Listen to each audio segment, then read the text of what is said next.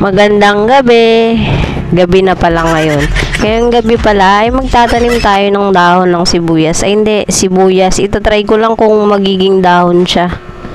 Ayan po, kasi kailangan ko po lagi ng dahon ng sibuyas dahil po nagtitinda kami ng vegetable ang pangunahing sangkap po nun ay dahon ng sibuyas. Ginawa ko po ay kumuha ko ng buo na sibuyas at pinutol ko yung dulo.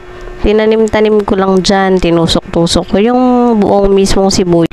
At pagkatapos po ay yung pinagputulan mismo ng dahon ng sibuyas ay trinay ko ring itinanim.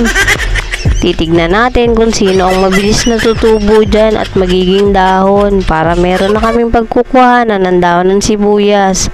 Ayan nga ni po at dinilig-diligan ko na rin dyan. Inisprayan ko pala ng tubig. Salamat. At syempre nga po, everyday ko siyang dinidilig kung ano ang unang tutubo. Tinitignan ko rin po para hindi na ako mahirapan kung anong mas madaling itanim. Salamat. And after 2 days nga ni po, ay may nakita na po akong suwe. Basta yung parang usbong ng dahon ng sibuyas at ang una pong naging dahon ay yung pinagputulan po na may ugat na. Yun po ang madaling itanim. Yun na lang po itanim nyo. Wag na po yung bunga ng sibuyas mismo. Kasi po mas madali pong magdahon pag may ugat na. Salamat!